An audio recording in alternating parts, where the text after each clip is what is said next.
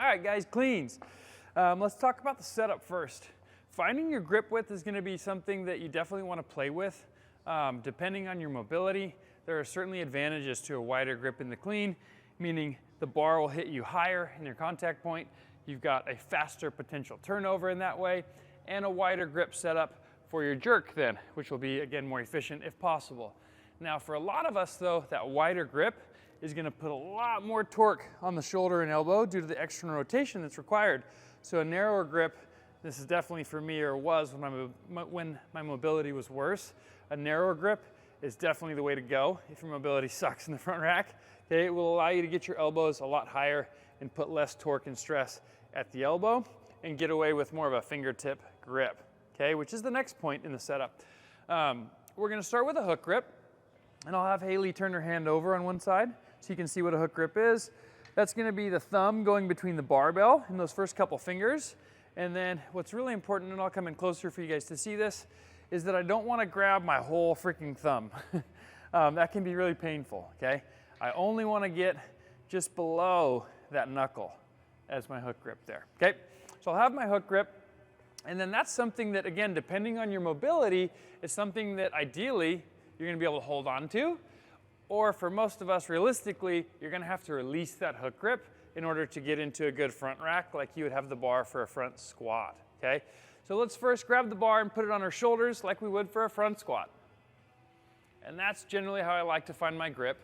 If you can get into a really nice front squat position and do a front squat, that's amazing. And then we'll know we'll be able to clean there. Okay, so that's going to be our grip width. Go ahead and bring the bar down. And right there. So with that grip width, this is where her contact point is going to be when her arms are hanging straight.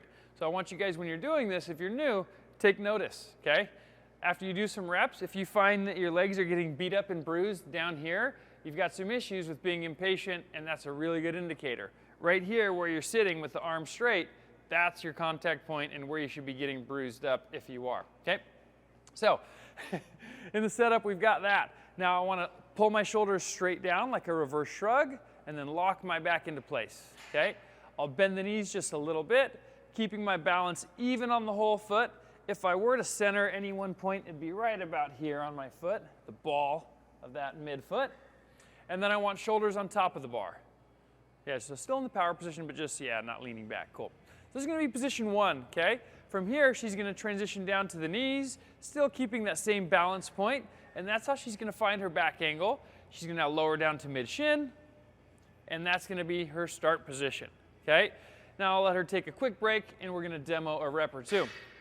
What she's going to do is set up in that start position and then do her best, which she does a great job of maintaining her back angle through that first pull, right? Not letting her butt shoot up where she ends up swinging the bar out, but also not lifting shoulders first where she has to go out and around the knees, and now her hips are chasing the bar and we're kicking it out and around. Let's have a look.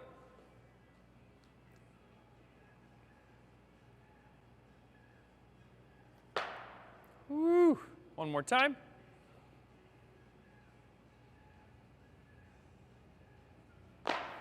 Nice. Cool. And then a final point on timing of that contact and pull. So a big piece on the clean, obviously guys, just like the snatch, is that timing component. We want to make sure that we're getting the most out of our lower body, which is doing the bulk of the work, and that our arms aren't taking away from that. What that means is as I go through my first and second pull here, driving with my legs, I want to avoid bending early with the arms and creating essentially a shock absorber, right? Where when I push and drive with my legs, I lose that power because it bleeds into that broken chain, okay?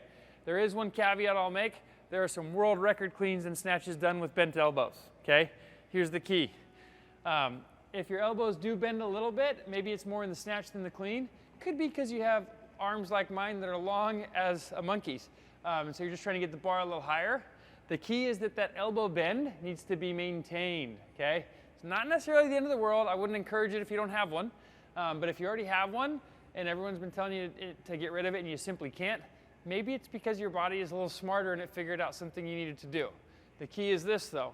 Make sure that as you make that contact, video yourself and watch it, that the elbow stays bent. And that means you're strong enough and you're maintaining tension there.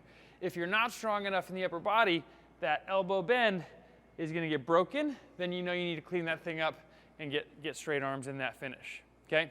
Let's watch one last rep and we'll call it a day here.